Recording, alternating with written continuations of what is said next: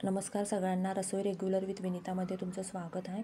तर इथं बघू शकता तुम्ही एकदम खुसखुशीत आणि तोंडात टाकताच विरघळणारे आणि एकदम सहजरित्या तुटले जाणारे हे तीळ आणि गुळाचे हे बर्फी बनवून तयार झालेले आहेत, ज्याला आपण वडेसुद्धा म्हणतो.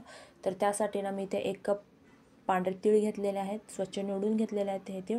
तर इथे मी गॅसवरती कढई ठेवलेलं आहे. आपल्याला हे तीळ ना आपल्याला एकदम मंद आचेवरती भाजून घ्यायचं आहे. तर इथे मी गॅसचा फ्लेम एकदम पूर्ण बारीक ठेवलेला आहे. एकदम बारीक फ्लेमवरतीच आपल्याला हे तीळ भाजून घ्यायचं आहे, जेणेकरून तिळाचं ना भाजलेलं छान खमंग वास येईपर्यंत आपल्याला छान जवळजवळ 4 ते 5 मिनटासाठी हे तीळ भाजून घ्यायचे आहेत.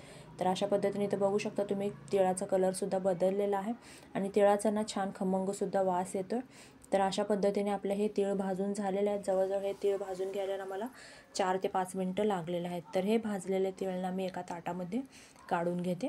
तर अशा पद्धतीने इथे बघू शकता तुम्ही तीळ छान भाजलेले आहेत, कलरसुद्धा छान बदललेला आहे. तर हे तीळना मी एका ताटामध्ये काढून घेते. त्याच कढईमध्ये ना मी इथे आपण पांढरे तीळ किती घेतलं होतं, 1 कप घेतलं होतं.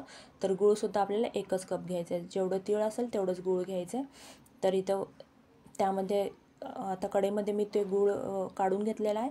त्यामध्ये मी 1 चमचा तूप ॲड करते आणि कंटिन्यू आपल्याला चमचा फिरवत राहायचं आहे, जेणेकरून गूळ ना आपल्याला पूर्ण वितळून घ्यायचं आहे. ह्यामध्ये पाणी वगैरे ॲड करायची काहीच गरज नाही.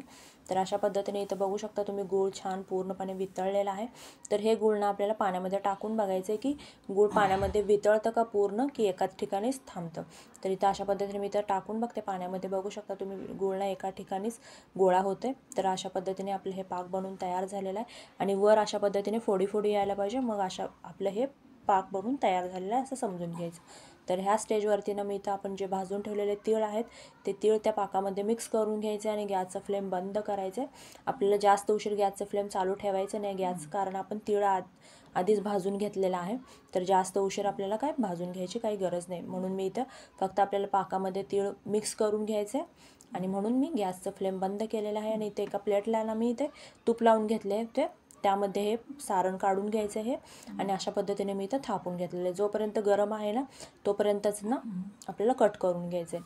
तर इथं ना पूर्ण थंड झालं तर मला कट करताना जरा त्रास झालेला आणि पूर्ण थंड झाल्यानंतर ना कट करताना त्रास होतो, कसे पण वाकडे तिकडे वड्या कट केल्या जातील. तर अशा पद्धतीने इथं कट करताना मला जरा अवघड झालेला आहे. आपण थापून घेतलं ना ताटामध्ये, थापून घेतल्यानंतरच लवकरात लवकर आपल्याला त्याचे वडे पाडून घ्यायच्यात, नाहीतर अशा पद्धतीने वाकडे तिकडे वड्या हे होते. तर त्यातले मी निवडून अशा पद्धतीने मी इथे वड्या पाडून घेतलेल्या आहेत, बघू शकता तुम्ही. पण खाण्यासाठी ना एकदम मऊसूत असे झालेले आहेत, जास्त कडक नाही झालेले आहेत हे तिळगुळाच्या वड्या. एकदा तुम्ही नक्की ट्राय करा, तुम्हाला आवडेल. अशा पद्धतीने आपले तीळ आणि गुळाच्या वड्या बनवून तयार झालेल्या आहेत. कसा वाटला तुम्हाला व्हिडिओ? जर व्हिडिओ आवडला असाल तर व्हिडिओला लाईक करा आणि भरभरून सबस्क्राईब करा. धन्यवाद.